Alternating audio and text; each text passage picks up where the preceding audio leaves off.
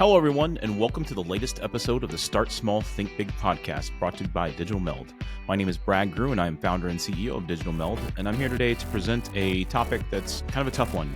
And I'm also today flying solo for the first time. This is our 7th episode, and Robert and Carrie, who usually join me, are not able to this week. So I thought I'd bring up something that I'm really passionate about. I'm a history nerd since I was a kid, won geography Bs, and I'm involved with a group called the World Affairs Council of Houston, where we just talk about geopolitics. And it just so happens that my passion for AI falls in line with geopolitics. I'm sure many of you probably already know where this conversation is kind of leading just from keeping up with the news, but basically, the US versus China.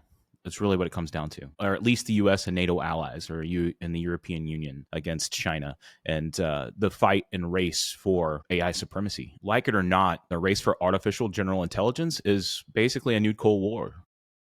Who's going to develop the best systems by dumping the most resources into it? If you think about the Cold War, that's basically what it was, right? The US and Russia were at each other's necks, trying to outspend each other on weapons development, on space development and research. And that's really no different now for AI. And the difference is AI is going to unlock future potential of the superintelligence. And we're going to listen to people much smarter than myself talk about that today, especially some testimony from Dr. Eric Schmidt, former CEO of Google.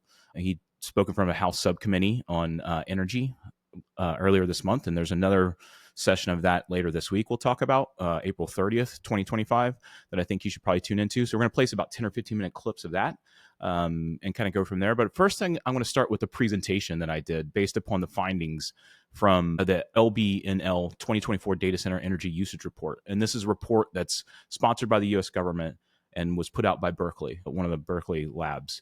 And it just goes into the data usage of AI and the data demands and like our current shortcoming. And so I just did a presentation in a class with the World Affairs Council here in Houston last week. And so I'm just going to kind of dive into that real quick. And that's kind of like a high level primer. And then we'll double click into it, as Carrie likes to say, and get into the testimony with Dr. Schmidt in Washington. And we'll play a few minutes, and then I'll respond and add some color, and then we'll play a few more minutes. And overall, I have about 15 minutes of his testimony. The overall session was 4 hours long. I'll link to that in the show notes. Our show notes are released every Monday with all of our resources in it on our LinkedIn newsletter. So just go to LinkedIn, search Start Small, Think Big, or Digital Meld on LinkedIn. You can subscribe to our newsletter and you'll get all those resources. And I did a ton of research for this because, again, I was doing it out of my own self-passion. And it just came in line that Carrie and Robert out, that it's a perfect timing from that perspective. And so I'll be sharing a lot of things outside of that. There's a great 60 Minutes episode from 60 Minutes Australia episode about how the power struggle in the South China Sea and how the United States potentially may give our nuclear submarine technology to Australia. There's also the power struggle over what's happening with the US and UK Air Force Base on Diego Garcia and the Indian Ocean. There's going to be some resources about China's ramping up in the South China Sea and, basically poking the bear when it comes to Taiwan, and about how Taiwan's building up their defenses. And most important, about how important Taiwan is into this whole AI use case. We've talked about this on previous episodes, but Taiwan is probably the single most important piece of land right now in the world. And that's because TSMC is there, or the Taiwan Semiconductor Manufacturing Company. And we've talked about President Joe Biden. He helped pass the CHIPS Act a couple years ago. And so they're building a TSMC plant here in the United States in New Mexico, but they're probably 2 or 3 years from full production on that. And so if China were to invade Taiwan, we would have a massive shortage of chipsets. All of our cell phones, all of our NVIDIA GPUs, everything requires chipsets that are currently being imported from Taiwan. From a national defense perspective, Taiwan is probably our most important trade partner right now. And so what's happening in the South China Sea is very, very crucial to AI. And if you're a business leader, this is very, very important to you because you need to know about all of the ramifications of these actions. Because what happens if folks in Russia and China were able to get a leg up on the United States and our NATO allies when it comes to AI technologies and superintelligence? And what's that going to do for our markets and our business perspective? And so, again, we're going to be here from folks much smarter than myself, Dr. Schmidt, specifically to talk about some of these things.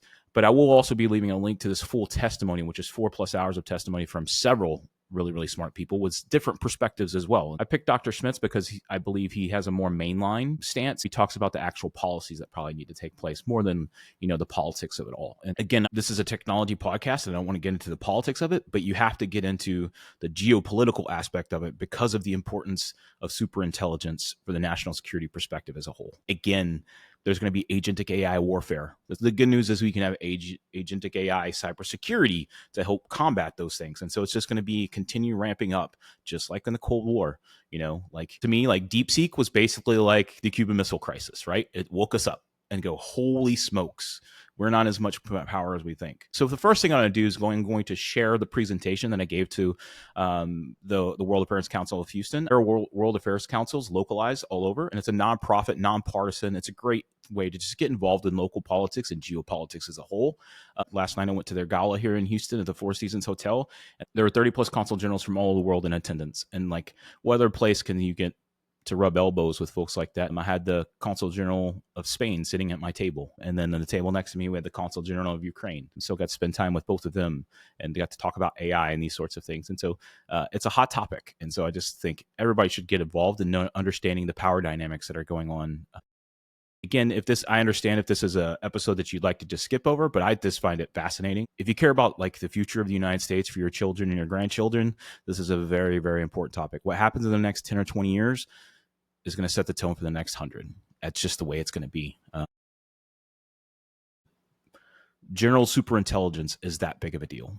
Like whoever gets a general superintelligence first is going to have a massive leg up, because once they have general superintelligence, everything exponentially goes up by factors of 10 or 20 or 100. And so you can't really measure for that. You can't really prepare for that. So you have to hope that you get there first.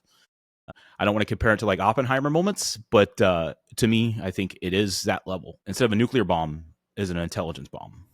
That's like, you just have so much more power than once you have super intelligence. So I'm going to share a presentation. This is the first time I've ever shared a presentation in the software. So we'll see how this works out. And this presentation, like I said, I was just given I was in the World Affairs Council class for the spring semester here in Houston.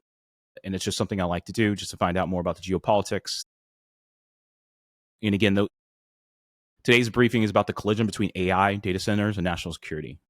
I focused on data centers for this talk mainly because the power demands for that. But we'll get into more of that as the conversation goes on.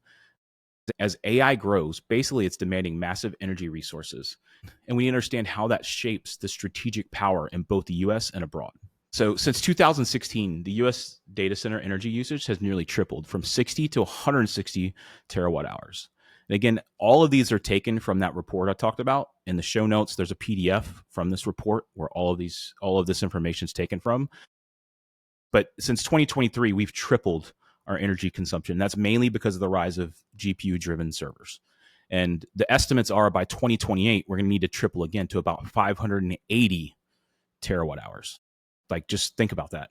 And as you know, I'm from Texas, and Texas has been the butt of many jokes in the recent years because of our power grid. Texas is unique because we have our own dedicated power grid. We have aging infrastructure, right? And those transmission lines, the giant transmission lines, those take decades to roll out. The nuclear reactors take 8 to 10 years to stand up from start to finish.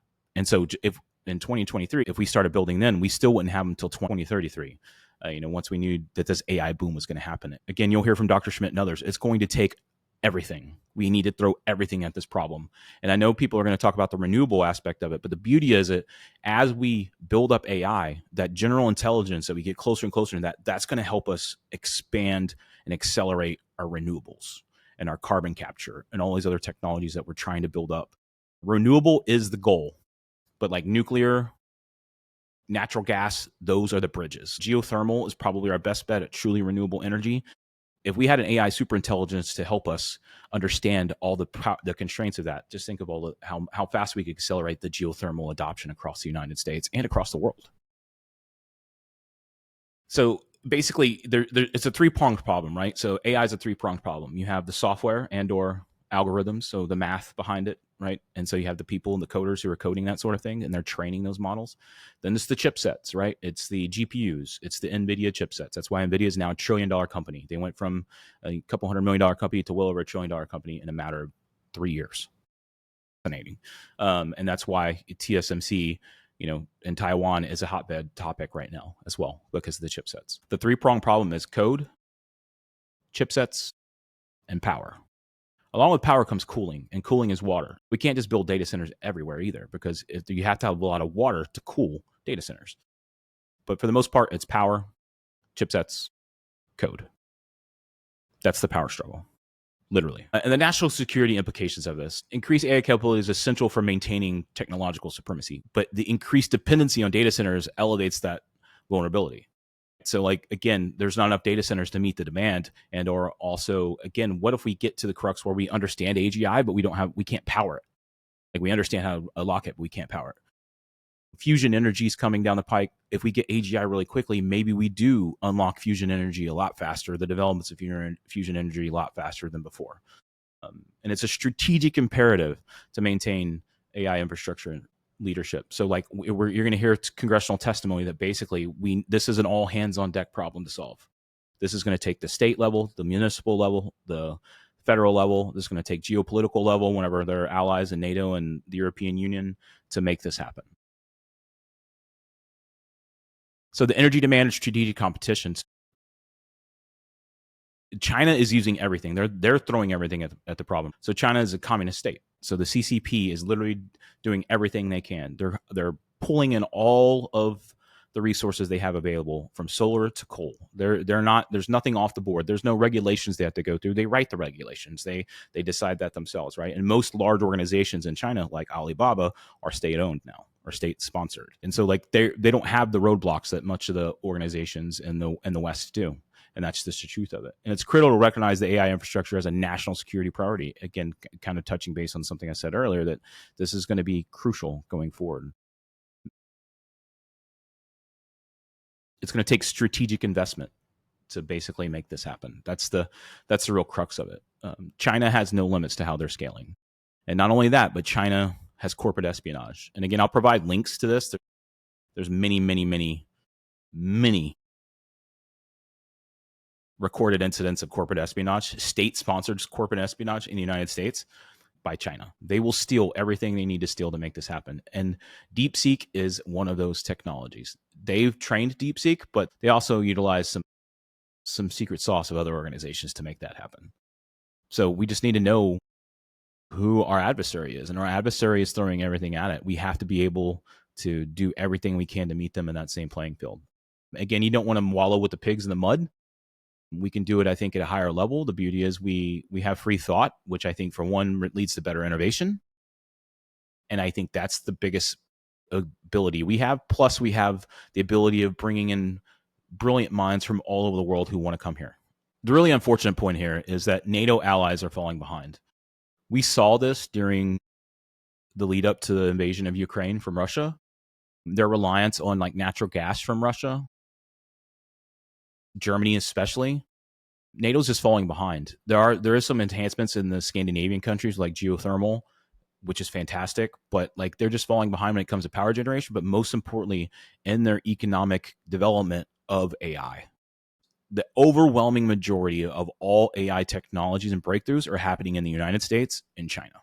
The overwhelming majority. I'm not saying there aren't really smart people working on these problems in the European Union, but the overwhelming majority in the United States. That's just a flat truth. And the big thing from that perspective is the regulation in the European Union makes it really, really difficult to keep pace with Chinese. And again, we can talk about the politics of personal privacy and the importance of the things the European Union does. I love the European Union because, hey, we have USB-C on these things, right? I love that. I love that they're thinking about, they're advocating for the individual, but at the same time, we have to, there's a fine balance there between advocating for the individual rights and those abilities, and then also maintaining world supremacy. And again, it's communism versus freedom. That's the battle. I've personally been to China. I was there in 2017 with my nephew. We were actually guests of the state. The consul general here in Houston actually flew us over there as a youth basketball team to go over there and see how things are. I've been to the ghost cities. I see how it's run. I think it's all a facade. I won't get into how their economy is actually a house of cards, but I will share those links from, again, much smarter people than myself, in the show notes. Just know that it's really important that we succeed here. And the big thing here is the European investment in data center and AI infrastructure. Again, they have much higher green laws. And again, not saying that's a bad thing at all. But I always think technology is a great equalizer. I think the sooner we get to AGI and superintelligence, the faster we solve those overarching issues that are much, much bigger. So that's personally how I think. That's how Eric Schmidt, you'll hear him say basically the same sort of thing. I think many folks who understand how AI truly works will probably agree in that. The EU's been slower to adopt, but mainly because of the regulations. That's the main reason. And the consequences of our lagging allies, the increased reliance on U.S. digital and energy resources, right? So I think I won't get into the politics of it, but mainly most European countries are importing power. They just are. France, I believe, is the only one that's being really proactive with like nuclear energy and things. After Fukushima and other incidents, nuclear's had a really bad take. But nuclear, while not perfect, is our best bridge. But natural gas is another one as well. We'll get into that in a moment. But the challenge to interoperability and collective security posture, again, this just goes back to the privacy issues and the privacy mandates within the European Union. It kind of just makes it really hard for people to play together. That's just the truth of it. And again, we can argue whether that's right or wrong, but I think what's more important is, do you want China to have to be the world superpower, or do you want NATO allies to be the superpower? Personally, I would think NATO allies. And the big thing is, again, NATO's just seeing more and more cybersecurity threats. We've seen it in Ukraine. I know Ukraine's not part of NATO, but we've seen attacks since the Russian invasion. There's just been a huge increase in attacks for NATO countries as a whole. They were not happy, like when Finland joined, as an example. So things were done. And that's not just China, that's Russia as well. So Russia has state-sponsored cybersecurity attacks. And that's happening all day, every day. And again, if you have super intelligence that's able to do agentic AI and do these threats, you're going to have an advantage. We want to have that super intelligent agentic AI to thwart those attacks. I don't believe we'll use that to go attack other countries. I'm sure there's clandestine operations, but we won't openly do it and brazenly do it, much like Russia does with the ransomware. Most ransomware attacks come out of Russia. Some come out of Eastern Europe, but the overwhelming majority come out of Russia, and those are state-sponsored. They won't say they're state-sponsored, but they're state-sponsored.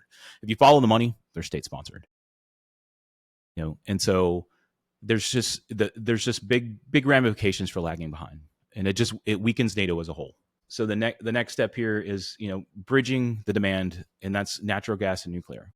So in the United States, South Dakota is pushing really hard to build data centers in South Dakota, and they're giving a lot of incentives for folks to do that. And why are they doing that? Because they have an abundance of natural gas.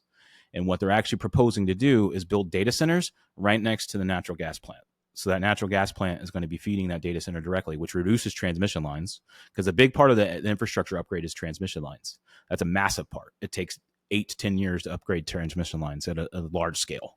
And so if you can build those, either like the micro nuclear reactors that Bill Gates is developing, and then other organizations developing too, and or natural gas, and build them next to the data center, that solves a lot of problems. And so the good news is, Texas is building nuclear reactors. Texas A&M is working on that. You can build those data centers out in the middle of nowhere, as long as you have water, as long as you have power. Because I know there's been complaints, especially like with some of Med's data centers in Georgia, regarding like just encroaching on neighboring lands. The beauty is, like, if you build a natural gas plant in the middle of North Dakota, you have the ability to build that data center away from everything else, because you don't need the transmission lines. It's all about those transmission lines. And so again, I kind of touched on this before, but their approach is all of the above. They're aggressively addressing energy demand and prioritizing AI leadership.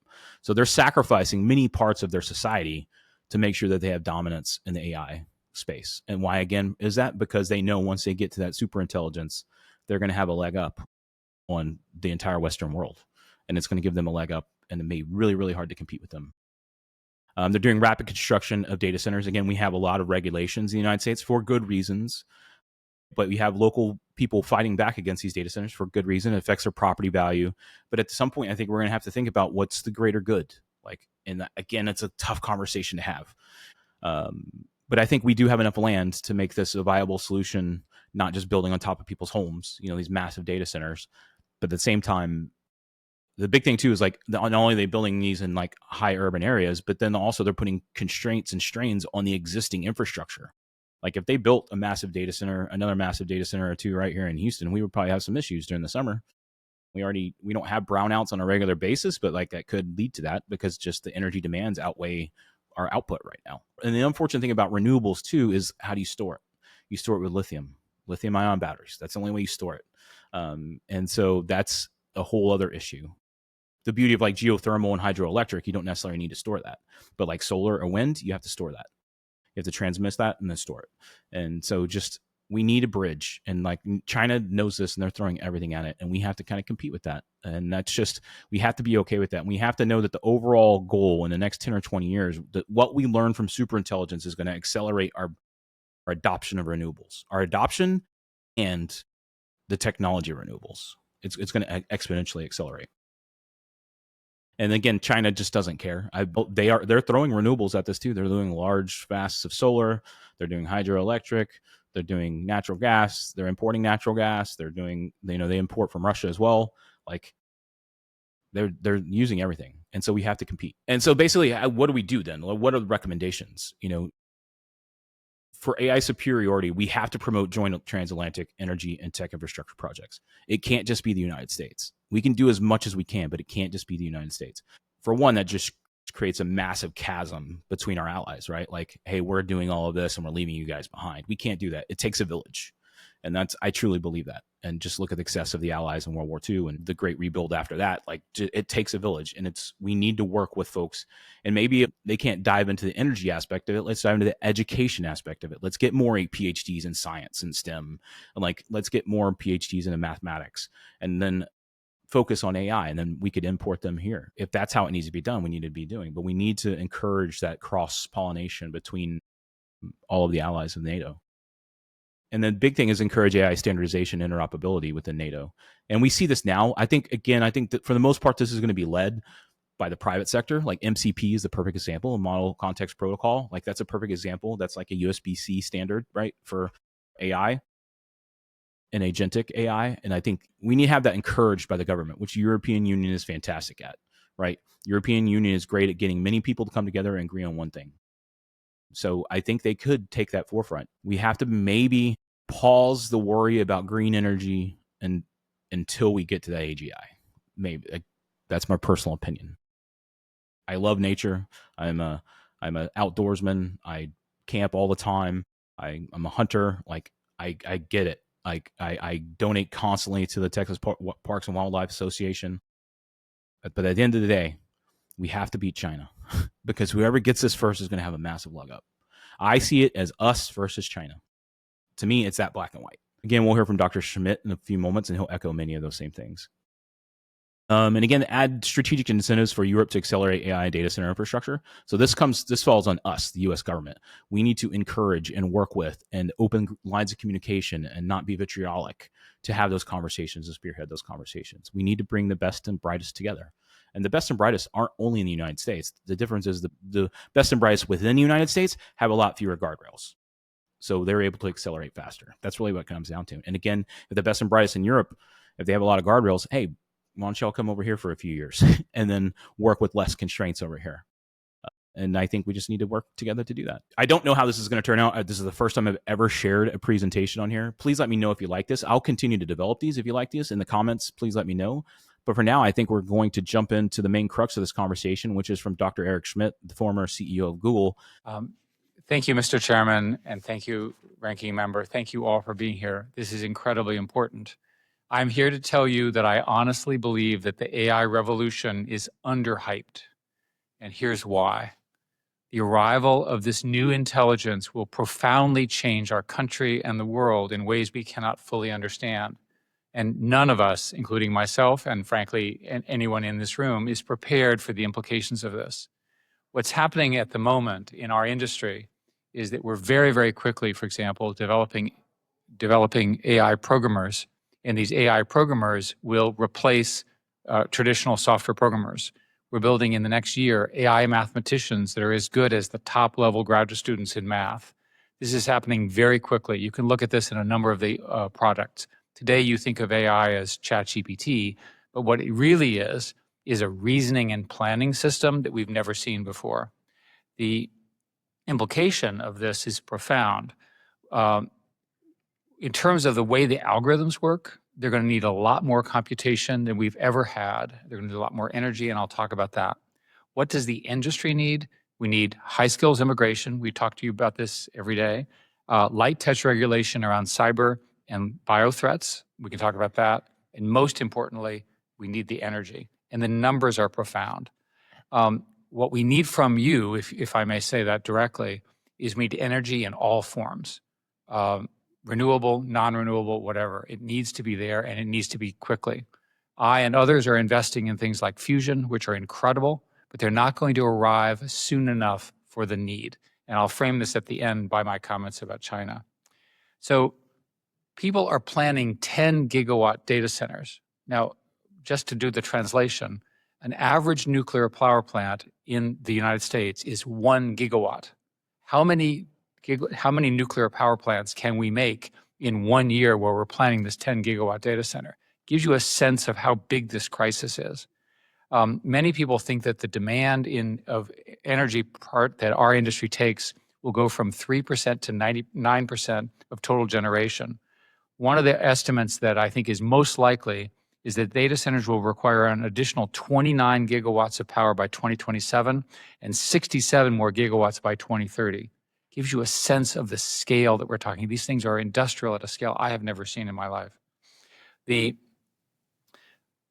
In the terms of energy planning, the current model is mostly natural gas, peaker plants plus renewables, and that's probably going to be the path we're going to have to follow, right, to get there, and for all the reasons that you can imagine. We have a bunch of regulatory issues around fixing the energy grid. It takes, on average, 18 years to get the power transmissions and so forth to put these things in place. We need to find federal ways to preempt that and make it happen faster in order to deal with the needs. Many of these data centers, by the way, are in the heartland. They have a huge economic impact positively on areas that typically do not have the kind of growth that they would like. Now, why is this all important? When you build these systems, you have intelligence in the computer and then eventually human-level intelligence. Some people think it's within 3 to 4 years. Then after that, you have something called superintelligence. And superintelligence is the intelligence that's higher than of humans. We believe, as an industry, that this could occur within a decade. It is crucial that America get there first. What is China doing? They're leading in something called open source. They're very close behind us. You all have done a great job in doing chip restrictions and things like that to try to slow them down. They're clever and they're smart. They have industrial programs, huge grants going into these companies, and they're weaponizing up in the sense of competition. If you look at DeepSeek showed up, right? Nobody expected this. It turns out it's on par now with some of the top models. Welcome. China has arrived into the competition. What would happen if China beat us? Let's think about it. The path to intelligence, that's superhuman intelligence, think of the national security implications of that competition. This is why I believe, and I'll say directly to you, that although everyone is concerned about Taiwan, I'm much more concerned about this. Because if they come to superintelligence, the strong form of intelligence first, it changes the balance of power globally in ways that we have no way of understanding, predicting, or dealing with. Thank you, Mr. Chairman. So that was the first, his introduction, basically, his first 5 minutes or so of the discussion, and he basically echoed, I think, everything that I had said in my presentation earlier this week as well. But China is throwing everything at it, and they are weaponizing it. They have the directive from the top to focus on AI at any and all costs. Throw everything they can at it from the economic perspective, and throw everything they can at it from the technology perspective, and throw everything they can at it from the cybersecurity perspective, which means state-sponsored theft and corporate espionage. So if China is going to go and do all those efforts, we need to keep pace. And as he said, it takes upwards of 18 years to update our infrastructure from a electrical perspective. We don't have that time. We don't have the time for that. We need to find out better ways to do this. Fusion is the future, but fusion's probably at least a decade away of being remotely feasible. But the faster we get to artificial general intelligence, the faster we'll get to fusion technology being more affordable. Everyone's going to see the next clip. Dr. Schmidt, you talked about we need all available sources of energy. And I think you said in Library of Congress and use AI to decide climate change. If we're going to try to build a broad coalition we can't just go for energy without dealing with climate, and we can't just do climate and not have energy, because the wind, solar, and batteries are important. They won't supply the energy that we need. So what do you mean by all sources of energy, and how do you think that we can solve climate through AI? Thank you, Mr. Chairman. As we discussed, the needs of our industry are so great that we cannot cut down any of the sources of energy right now. Why does this make sense, knowing that climate change is real and knowing that it's a problem? Is that the intelligence revolution, the ability to do planning and discovery, will allow us as Americans to develop new materials, new energy sources, and so forth because of the AI data centers. So our core argument is invest in the way we can now, because the future will be so much cleaner and so much more efficient as a result of these algorithms. Thank you for that. And also, you said in the Library of Congress that Europe has chosen not to grow. As we look to our competitor across the Pacific, I mentioned we look over to the Atlantic. What lessons learned do you think we need to look, as we say, a lot of times people look at Europe and want to see what they're doing and copy it. What should we not do that Europe has done? Europe is a wonderful place to visit, but it's not growing. It has great human values, but it's not growing. As a result, everyone is unhappy. The standard of living between the United States and Europe has now diverged. The US lives much better than Europeans, which is annoying to my European friends. There are so many reasons why economic growth is important. Growth solves every problem in a democracy. Well, thanks. So we were talking about that. So what kind of things have your decisions European leaders have made that we need to avoid? Well, the primary issue is overregulation. We have a similar problem in America in that the overlapping set of local, federal, state rules, which were done with good intentions, have the property that they're slowing things down.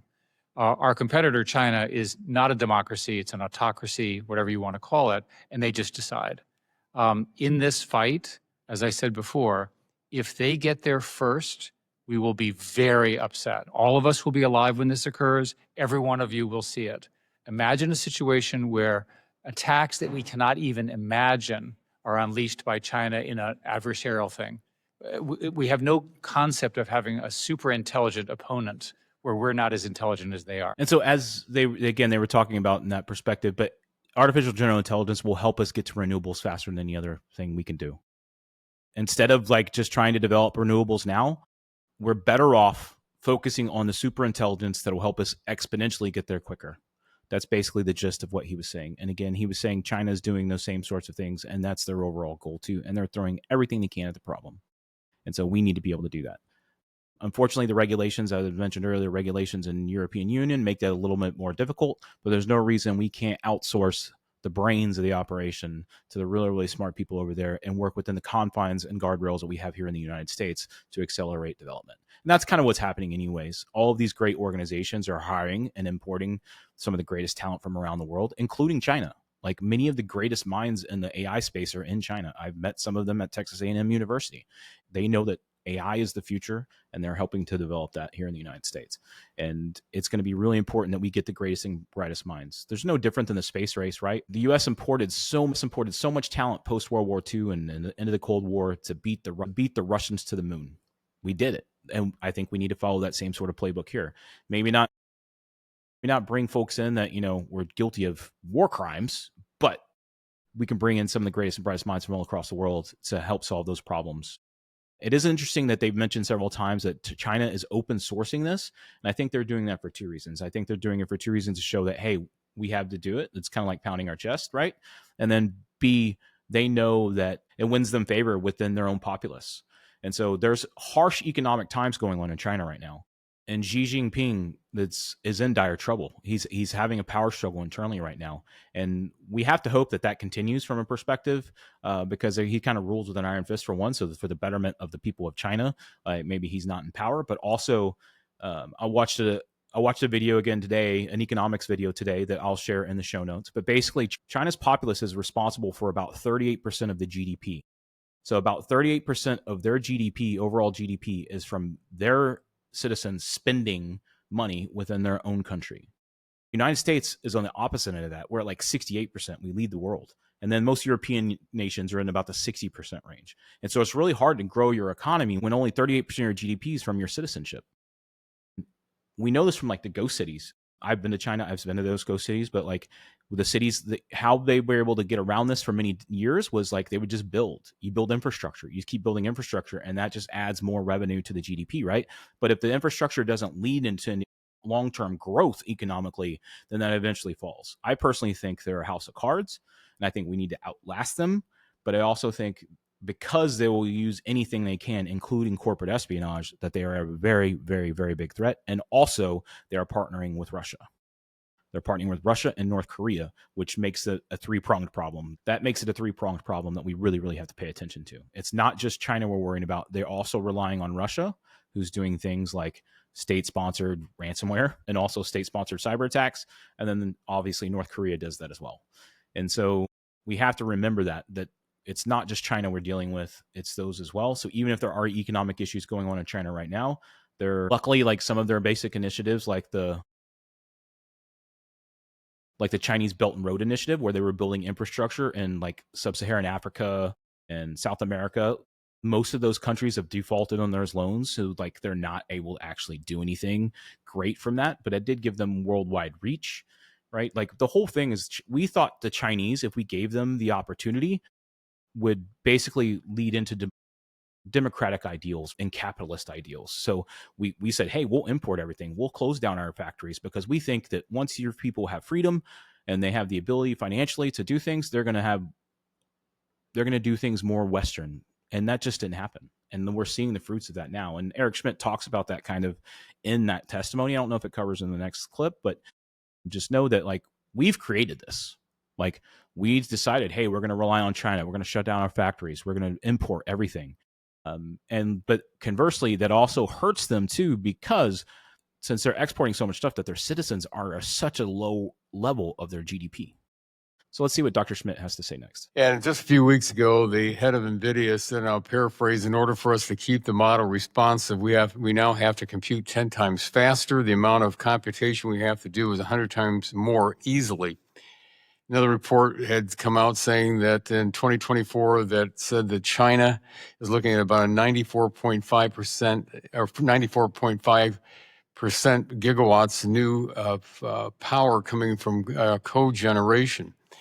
And so what we're seeing is, across everything we've been talking about in this committee for quite a while, is that we're going to have more power. And Dr. Schmidt, if I could start with you, you said something very interesting, something that's been brought up in this committee for a good number of years about light touch regulation. And I've heard it from the Internet of Things, you name what we touch in this committee.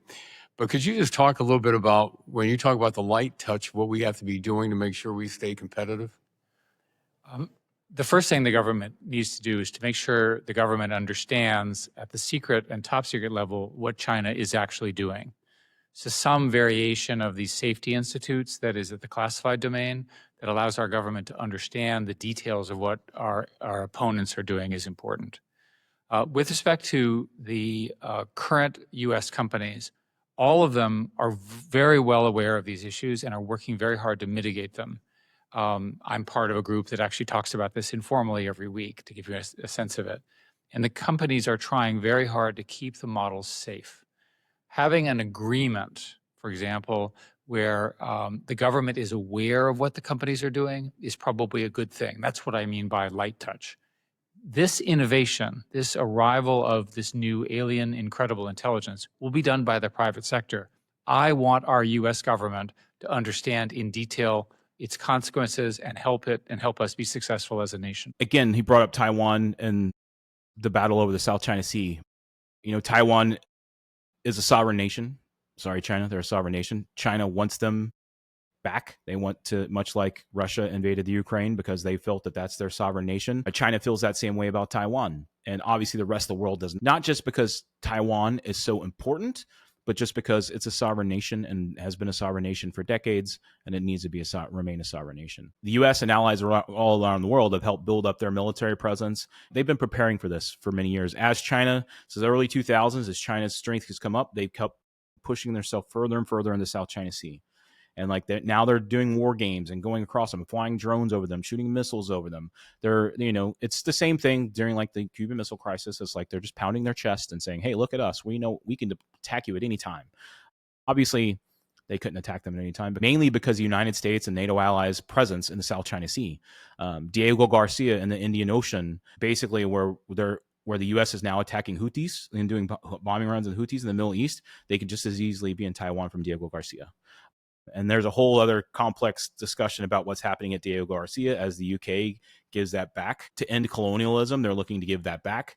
Maybe the U.S. can lease Diego Garcia for 99 years or something like that. But that's just a whole nother power dynamic, no pun intended, within the South China Sea. And again, like the United States has been talking about giving nuclear submarine technology to Australia. So again, we have more nuclear submarines in the South China Sea and the Western Pacific, just to help ward off the aggression of China overall in the Pacific and the South China Sea. And if you just do a quick Google search or YouTube search on Chinese aggression in the Pacific, you'll just see it's nonstop. It's just nonstop, and it's been that way. As they've gotten more power, they're just trying to, much like Russia, trying to just encroach a little bit more and a little bit more and a little bit more. And at some point, someone's going to have to push back. And again, if they get that general superintelligence, they're going to be able to encroach even further because, like, while they're keeping us busy with things like cyber attacks, we're wasting resources on defending cyber attacks while they're moving in militarily. Like it's a shell game, right? It's really a shell game. So let's see what I think we have one or two more clips to go. Let's see what he has to say next. Let me follow up because also you talked about, we need energy in all forms. A couple of weeks ago in our subcommittee on energy, we had the RTOs and the ISOs here in this country, about 7 different ones. They all said this exact same thing. We have to have more power and we shouldn't be taking generation offline. Do you agree with that statement from all those companies? Well, or all of the ISOs and RTOs? I don't understand the structure of that part of the industry as well as you do, sir. From my perspective, the single most important thing to do is to have an all energy strategy. It, as Honorable Turk said, it makes no sense to shut down the renewable stuff. We need more renewables. We also need more natural gas. We need more of everything. We're not going to be able to get the targets of gigawatts that we need without doing everything more. The congressman there was talking about RTOs and ISOs. That's Regional Transmission Organization, and the independent system operators. So those are the nonprofits that run our transmission lines, basically. They run and maintain our transmission lines. They came in during a previous session discussing the many concerns they have about the demand on our transmission lines. It was good to see that basically they echo the same sort of things. We need to build faster. We need to build more efficiently. We need to build quicker. All hands on deck. Dr. Schmidt, we've seen Chinese AI companies, DeepSeek, Alibaba, and now Manus AI debut powerful AI models in the past 2 months. Many are rightfully focused on these models' capabilities, but I'm also concerned about how they were trained, potentially on Americans' personal data and by misusing access to American AI services. We should also be cautious about how Chinese AI will be used by American consumers and in potentially sensitive areas of the U.S. economy, such as healthcare, and I'm very interested in that.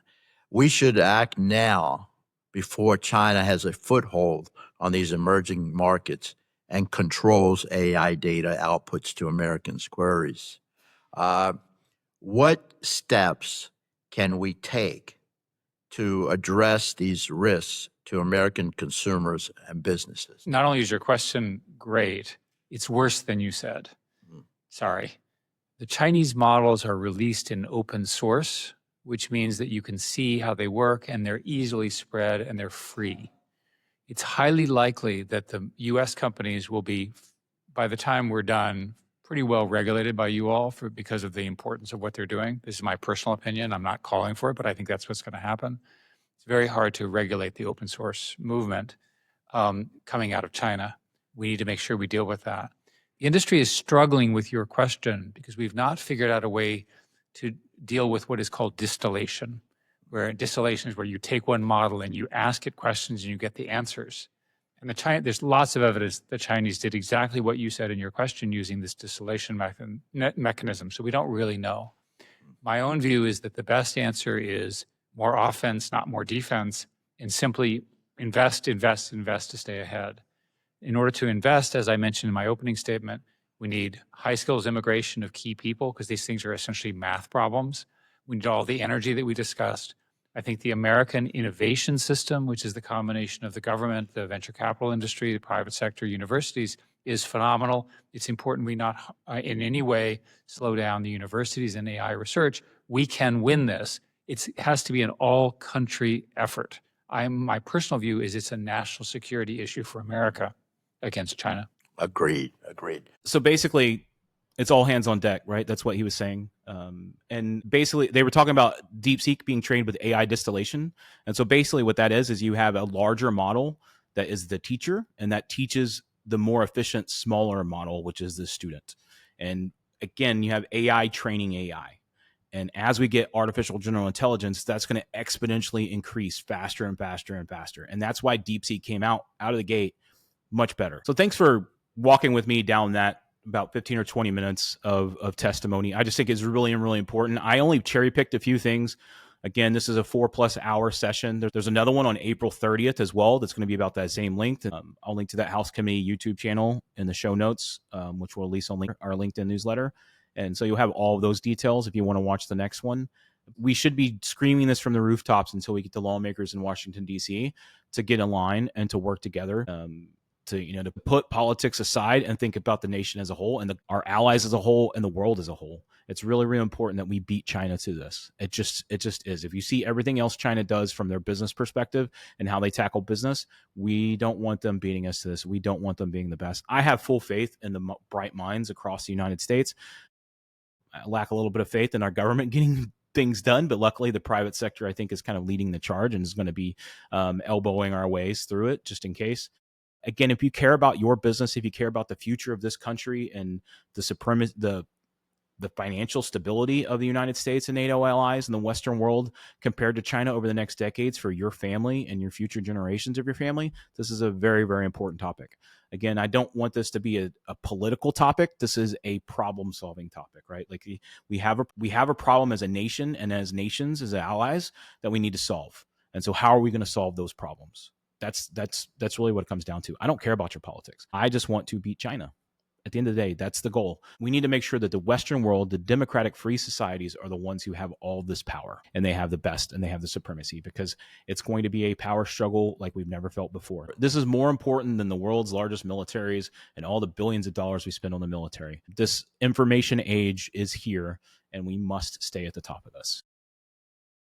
So with that said, again, I thank you for joining me on this journey. I thank you if you stuck around. I know this is a hard topic to make your way through. I know listening to me drone on just by myself is probably tough without Karen Roberts' opinions and our guests' opinions when we have guests. But this is something I'll keep bringing up every now and then because, again, it's really important to me, and I think it's just really important to the future of AI. If you care about AI, we need our chipset secured, and that's Taiwan and TSMC. If we care about AI, then we should care about the power problem. We could have to triple up to 580 terawatt hours of energy by 2028.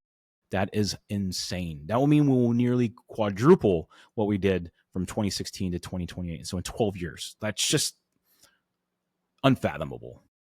So yeah, thank you for joining us. Next week, we'll probably be back to our same rhythm with, Carrie and Robert and myself, and we may have a guest. We're working on guests sometimes, which is guest scheduling. It's just really tough. We have 2 or 3 guests lined up with more coming down the pike. If you'd like to be a guest or you'd like to share your stories, please reach out. If you'd like to be a guest or would like to share your stories, please reach out to us at contact@digitalmeld.io or reach out to us on LinkedIn. Again, we post the newsletter on LinkedIn every Monday with all the resources that I'll do. And again, this one's probably going to have about 30 resources, many that I didn't even discuss. Just things, again, like Diego Garcia, South China Sea, the nuclear submarines for Australia, like all those sorts of things. Just I've had many, many months of notes that kind of like led to this. And just kind of like boiled over in the last couple of weeks, and it just made sense to bring this up. And so please subscribe to the Start Small, Think Big newsletter. That's the best thing you can do. If you'd like to just know how you can get in contact with us, go to linktree.com/digitalmeld. You'll be able to see links to all of our podcasts, links, all of our social media, all that kind of stuff. So just linktree.com/digitalmeld is an easy place to see all the places to contact us. And finally, if you like this podcast, please share it with your friends. Please like, subscribe, and all that great stuff. Thanks again so much for joining me. And thanks again for taking interest in the security of our nation and the security of our allies and the security of the world, and caring about what is actually happening out there. And if you live in the United States, please contact your congressmen and your senators and let them know that this is an important topic to you and you think we need to make this a top priority. A little known fact is if you contact your congressman or senator, they must reply to you. So I encourage you to reach out to your local congressmen and senators and let them know that the U.S. power grid, especially when in terms with AI and growth, is very, very important to you and your fellow constituents. And hopefully, if we all come together, put our politics aside, and think America first, we'll be just fine. Thanks again for joining us. We'll be back to our normal schedule next week with our normal hosts. And our episode next week is the human side of AI, change management and AI-driven culture shifts. So that's a good one. We've talked about pretty much everything else, but now we're talking about the human aspect of it and the ramifications of that and how, as your organization, you can grow and scale AI in a way that takes care of your people. So thanks again. We'll see you next week. Bye. We want to hear about your AI and automation journey, and we'd love for you to get involved with Start Small, Think Big. If you'd like to participate or offer feedback, please reach out to us anytime via email at contact@digitalmeld.io or use the contact form on our website, digitalmeld.io/contact. Also, please help spread the word by liking, subscribing, and sharing our podcasts on your podcast platform of choice. Thanks.